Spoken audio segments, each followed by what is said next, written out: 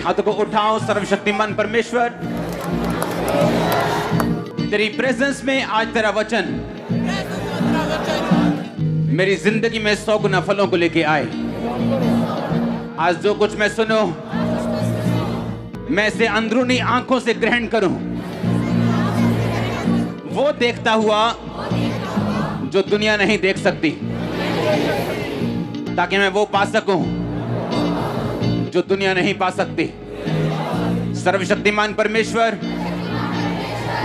आज तेरा आत्मा और तेरा वचन मुझे छुए, मेरी जिंदगी में उत्पत्ति करे, पैदा करे उन चीजों को जिनके लिए मैं पैदा हुआ हूं। सर्वशक्तिमान परमेश्वर की आत्मा मेरी अगुवाई कर अपने धर्म के मार्गों के निमित्त, कि मैं उस पर चलता रहूं।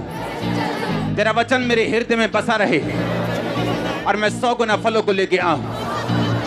आज मेरा तेरे घर में आना, तेरी हजूरी में आना, मेरी बरकत का, मेरे छुटकारे का, मेरी चंगाई का, मेरे पूरे परिवार के उद्धार का कारण हो, यीशु मसीह के नाम में। सर्वशक्तिमान परमेश्वर, मैं बाकी के समय को आपके हाथों में सौंपता हूं। मैं जानता हूं तेरा आत्मा हमें चलाएगा और मैं तैयार हूं तेरी आत्मा की अगुवाई से चलने के लिए। बाइबल कहती जहां कहीं परमेश्वर का आत्मा है वहां आजादी, वहां चंगाई है। अपने दोनों हाथों को उठा, बोलो परमेश्वर की आत्मा, मैं तेरा स्वागत करता हूं, धन्यवाद करता हूं कि तू यहां पे मौजूद है। कहो परमेश्वर की आत्मा, मैं तेरा थैंक्स करता हूं कि तू यहां पे मौजूद है और मैं विश्वास करता हूं। ऊंची आवाज में बोलो, मैं विश्वास करती हूं कि अगर तू यहां पे मौजूद है तो अपने वचन को पूरा करेगा, कि जहां कहीं परमेश्वर का आत्मा है वहां आजादी है। मैं इस आजादी को ग्रहण करता हूं, प्रभु यीशु मसीह के सामर्थी नाम में मैं मांगता हूं। आमीन। ऊंचा आशीष आपकी चर्च। अपने हाथों को उठाओ। आज इस प्रेजेंस में हर एक जन, ओवरफ्लो सेक्शन, ऑनलाइन चर्च, जितने भी जन इस खुदा की प्रेजेंस में हैं, आपकी लाइफ को आसान होने का मैं हुक्म देता हूं यीशु मसीह के सामर्थी नाम में। हर वो कर्ज जो आपके रोने का कारण है, उस कर्ज को मैं तोड़ता हूं यीशु मसीह के सामर्थी नाम में। मैं डिक्लेयर करता हूं आज इस प्रेजेंस में आने वाले हर वो जन जो इस खुदा की पाक हजूरी में हैं, आपके आसपास की हर एक चीज, आपके स्वर्गदूत जो आपके लिए दिए गए, आपका बिजनेस, आपके लोग, यीशु मसीह के नाम में आपके फेवर में आज से काम करें। इस प्रेजेंस में आने वाले हर एक जन को मैं यीशु मसीह के नाम में कमांड करता हूं कि आपकी लाइफ आज से आसान हो और संघर्ष जाता रहे यीशु मसीह के नाम में। मैं आपको आशीषित घोषित करता हूं आपके परिवारों समेत, और मैं घोषित करता हूं कि आज आप सेम वापिस नहीं जा रहे हो यीशु मसीह के नाम में। आमीन। ऊंचा ये आशीष आपकी चर्च, ऊंची आवाज में आमीन। 7 बार बोलो हालेलुया, हालेलुया।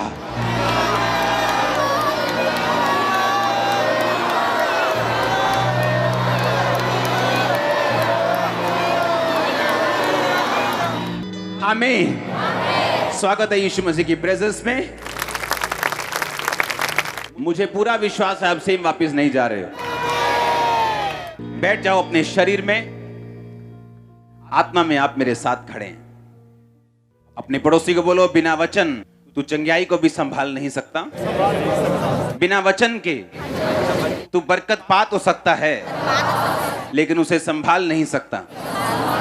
बिना वचन के तू बरकत पा सकता है, लेकिन हो सकता है तू नरक चला जाए।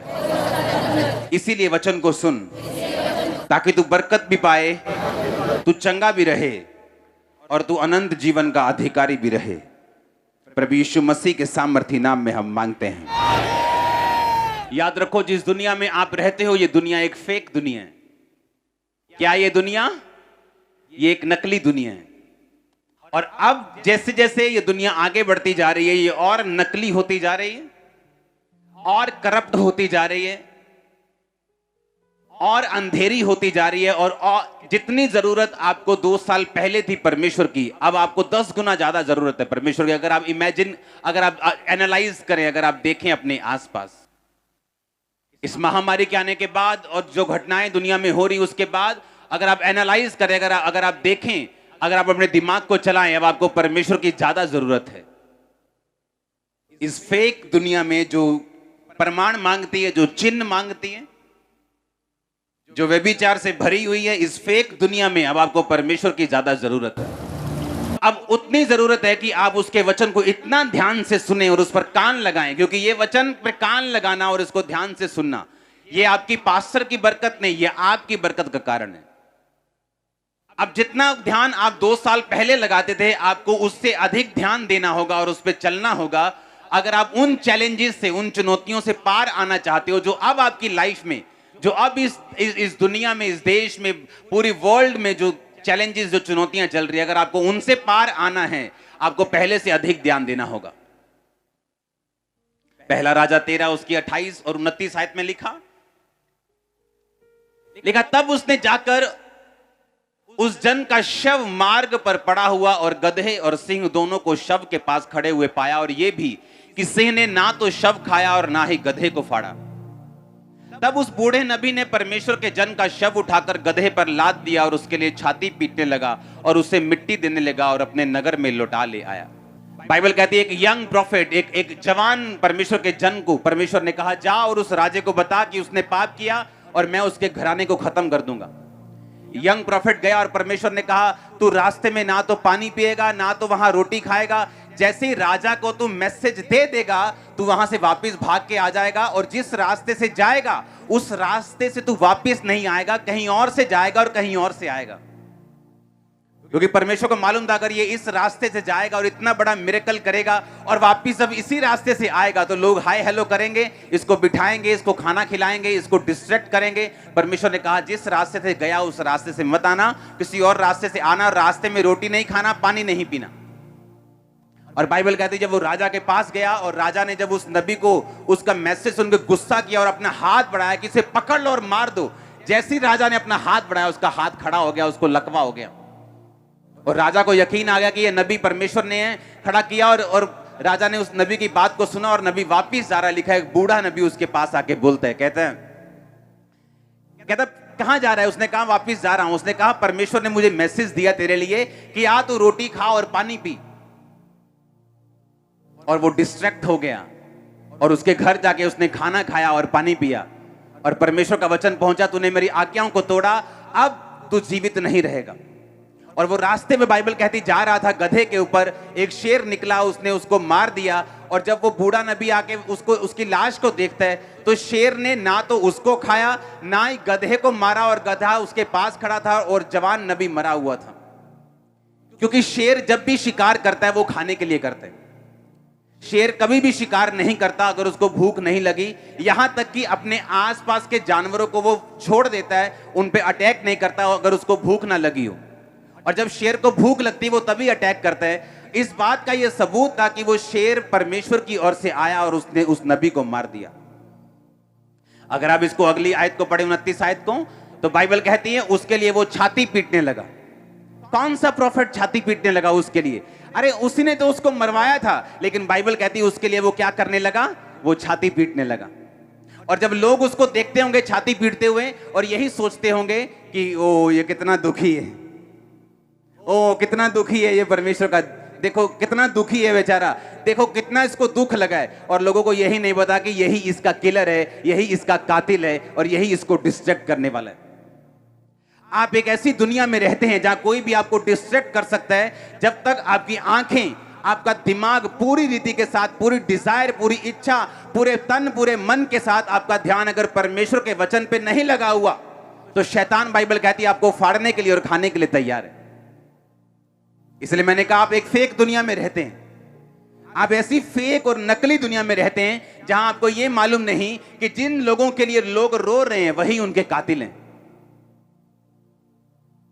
आपको कुछ नहीं पता क्या हो रहा है दुनिया में। जो लोग देखते आए होंगे बोलते होंगे, हो कितना दुखी है, कितना दुख लगा है इसको, और कितना रो रहा है देखो ये। लेकिन उनको मालूम नहीं कि यही उसका कातिल है। इसी ने झूठ बोला था कि परमेश्वर ने मुझे कहा आ मेरे साथ रोटी खा पानी पी, और उस जवान नबी को उसने मरवा दिया। और जवान नबी को मालूम था कि परमेश्वर अपनी इच्छा को ऐसे नहीं बदलता। उसे मालूम था बिलाम की स्टोरी को परमेश्वर ने उसे मना किया जाने के लिए, लेकिन वो अपनी इच्छा शक्ति से फिर गया। अपने ढीठ पुणे के कारण बार बार परमेश्वर को पूछता गया, प्रभु मैं जाऊं, जबकि उसे मालूम था प्रभु एक बार मना कर चुके हैं। उसे मालूम था ये परमेश्वर की मर्जी नहीं है कि मैं रोटी और पानी खाऊं, लेकिन पेट, लेकिन भूख, लेकिन शरीर की इच्छाएं, लेकिन वो अभिलाषाएं, वो शरीर की, वो आंखों की, वो जीविका की, वो पैसों की, उसको डिस्ट्रैक्ट कर दिया और वो मारा गया। अगर आप इस दुनिया के धोखे से बचना चाहते हो, अब आपको उतना ध्यान वचन पर लगाना होगा जितना आपने अपनी लाइफ में कभी नहीं लगाया। अगर आप बचना चाहते हो अब इस दुनिया में जहां अंधेरा बढ़ चुका है, आपको इतना ध्यान लगाना होगा जितना आपने कभी नहीं लगाया।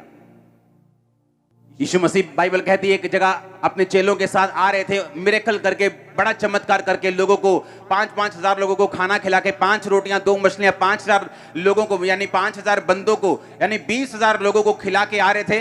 तो बाइबल कहती 5,000 पुरुष थे और स्त्रियां और बच्चे भी थे। तो 20,000 लोगों को खिला के यीशु मसीह आ रहे और चेलों को बोला कि फरीसियों के खमीर से चौकस रहना। और चेलों का दिमाग अभी भी रोटी पे लगा हुआ था। कहते परमेश्वर हम तो रोटी नहीं लेके आए, तो खमीर कहां से, चौकस कहां से रहेंगे?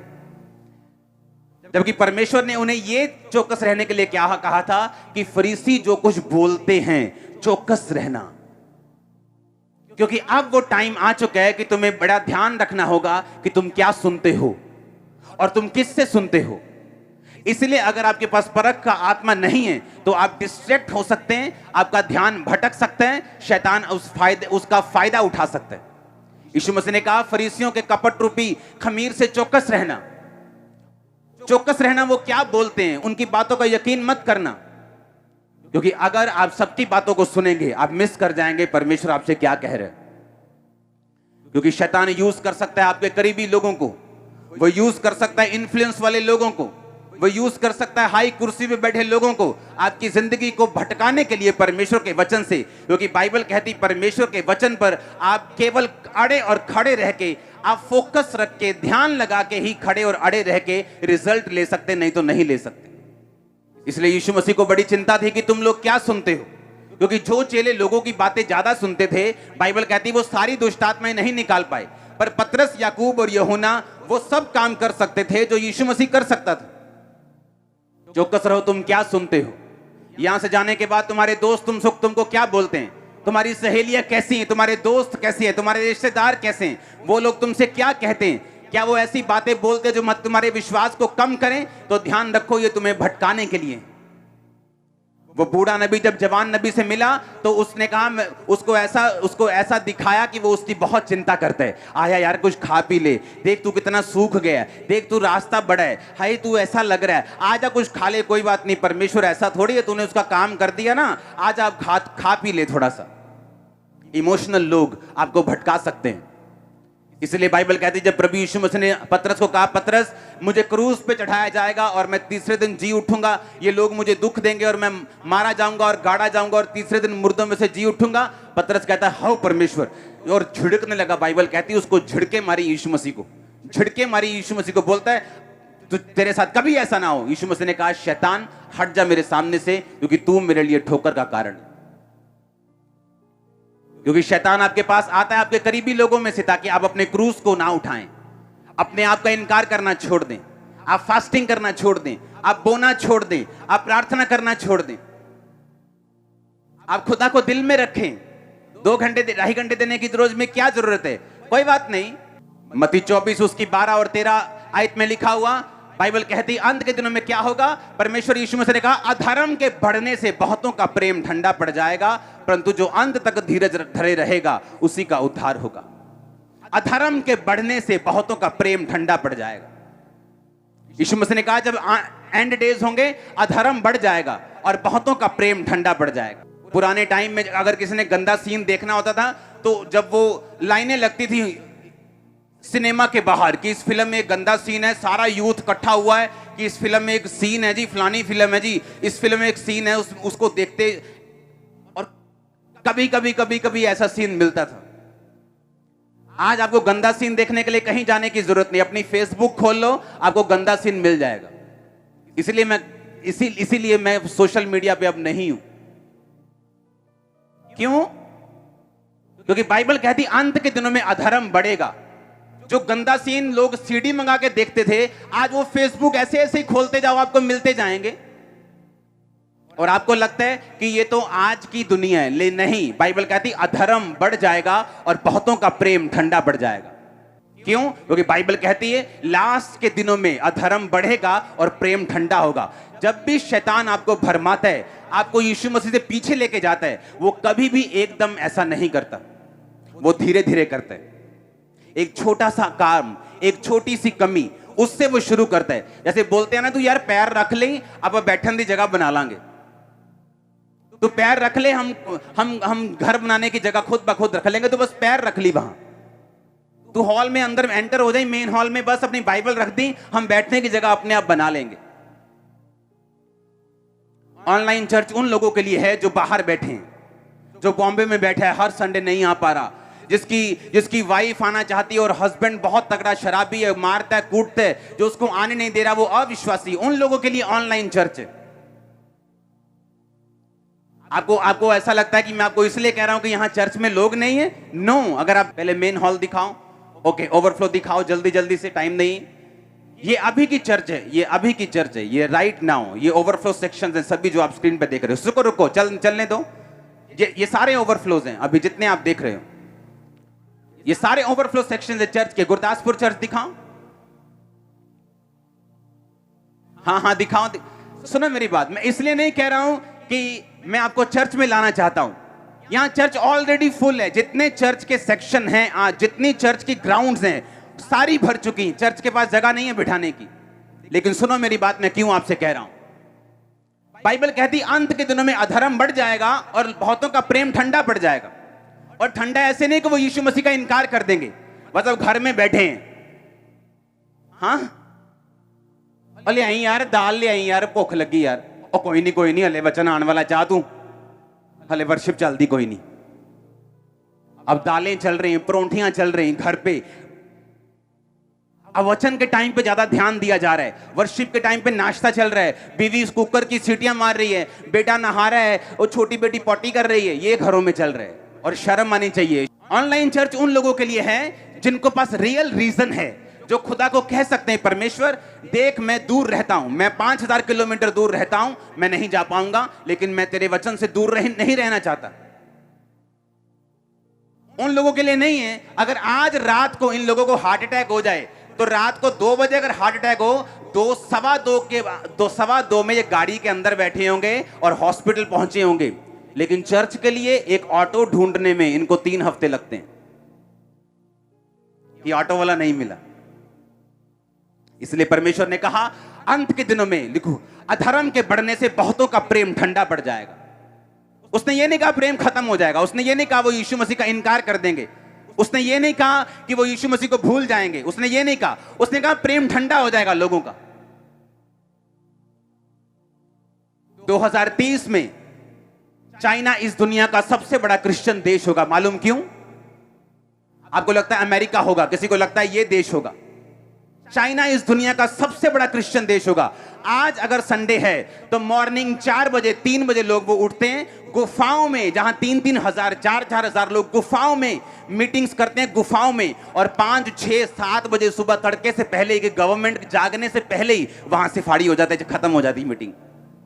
इतना प्यार करते हैं वो परमेश्वर को। क्यों? क्योंकि गवर्नमेंट उनको मीटिंग नहीं करने देती। वो सुबह उठते हैं और वहां अगर आप जाके देखो, जिन लोगों को लगता है कि चाइना में सबसे अधिक अविश्वासी हैं, चाइना में सबसे अधिक नास्तिक लोग हैं, ये सब कुछ झूठ है, ये सारा कुछ मिथ है, ये सच्चाई नहीं। चाइना में जितनी कंपनियां, जितने सीईओ, जितने अमीर लोग, जितने गरीब लोग, हर एक बंदा जितने स्पीड से यीशु मसीह में आ रहे हैं, मैंने कहा 2030 में चाइना इस दुनिया का सबसे बड़ा क्रिश्चियन देश होगा। चाइना सबसे बड़ा देश होगा क्रिश्चियन दुनिया का। सुबह उठते हैं।